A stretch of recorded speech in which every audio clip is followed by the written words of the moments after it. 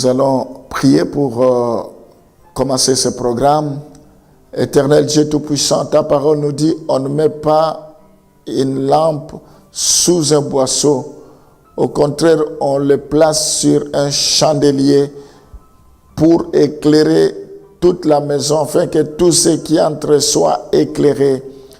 Nous voulons être cette lampe qui est placée sur un chandelier pour éclairer un grand nombre.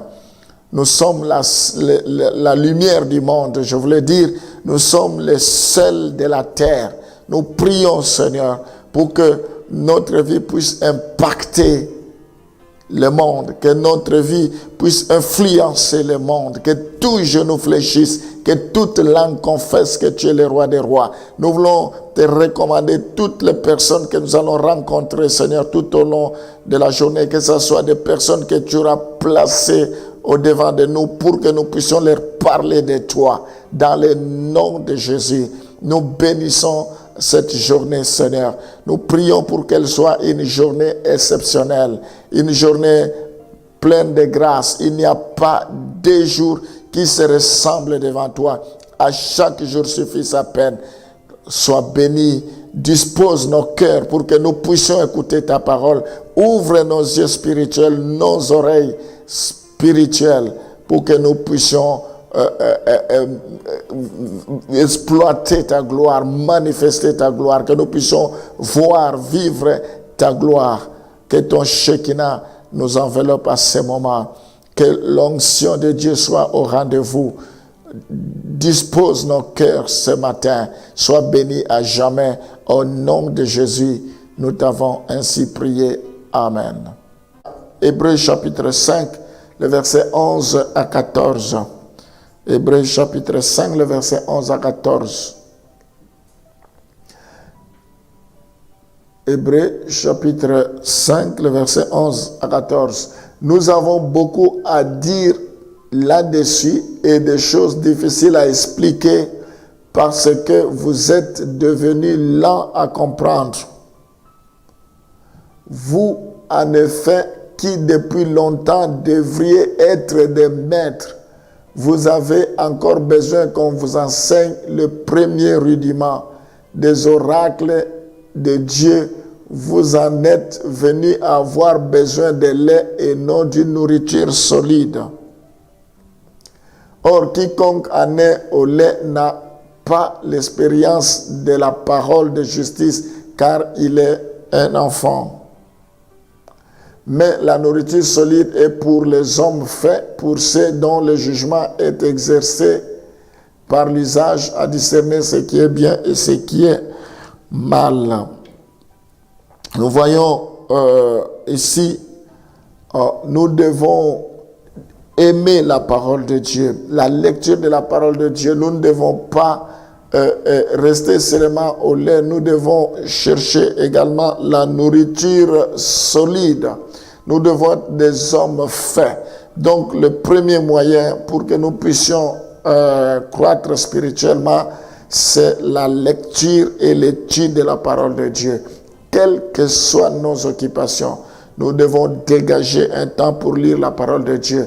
La Bible dit que ce livre de la loi ne s'éloigne point de ta bouche. Médite les jours et nuits dans le livre de Josué. Parce que la parole de Dieu, c'est comme une lampe sur notre sentier, une lumière sur nos pas. Donc, nous avons besoin de la lumière, besoin de l'orientation, besoin de la parole de Dieu. C'est ce que la Bible dit également dans 2 Timothée chapitre 3, le verset 16. 2 Timothée 3, 16, que toute écriture est inspirée de Dieu et utile pour enseigner, pour convaincre, pour corriger, pour instruire dans la justice. Si nous voulons être enseignés, il faut lire la parole de Dieu. Si nous voulons être convaincus, il faut lire la parole de Dieu. Si nous voulons être corrigés, si nous voulons être instruits dans la justice, c'est la parole de Dieu. Il dit, mon peuple périt faute de connaissance, parce que nous avons donné dos à la parole de Dieu et Dieu nous oubliera aussi. Je vous invite à aimer la parole de Dieu. Je vous invite à savourer la parole de Dieu. La Bible nous dit dans les derniers temps, les gens auront de la démangeaison d'écouter la parole de Dieu. Ils voudront des choses qui leur plaisent au lieu d'écouter la parole. La parole de Dieu affranchit. La parole de Dieu délivre. La parole de Dieu sauve. Quand on écoute la parole, ça nous délivre.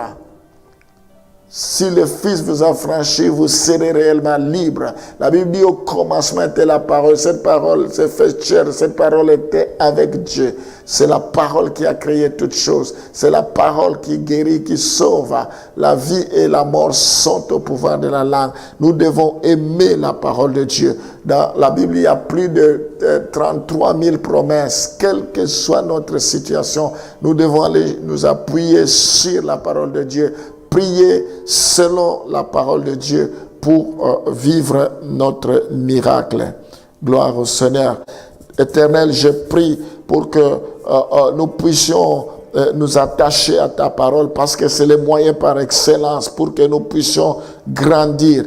Que tu répands la soif de la parole de Dieu. Je prie pour que nous aimons la prière parce que c'est ça qui va nous booster, nous pousser à grandir, Éternel. Que nous aimons la prière. Fais de nous des hommes, des femmes de prière. Je prie, Seigneur, pour que nous puissions participer régulièrement à la vie de l'Église locale. Que nous puissions en être au bénéfice des ministres, ce que Dieu a placé pour exercer dans les églises. Oh Seigneur, je prie pour que nous soyons fidèles à notre poste. Je prie pour que nous soyons parmi des témoins. La Bible dit, malheur à moi si je n'annonce pas l'évangile. Oh Seigneur, prends soin de chacun de tes enfants, qu'ils mettent cette parole en pratique. La Bible dit, ne vous écoutez pas seul, ne vous bornez pas seulement à écouter, mais mettez en pratique cette parole. Libère ta grâce dans leur vie, libère ta faveur, ton onction éternelle. Si tu es pour eux, qui sera contre eux? Que cette journée soit bénie, que cette journée soit une journée d'allégresse, que les portes qui étaient fermées s'ouvrent maintenant dans le nom de Jésus. Que ce dont vous avez besoin, que cela vous soit accordé. Je vous donne ce que vous cherchez maintenant. Recevez votre miracle. Soyez bénis au nom de Jésus. Amen.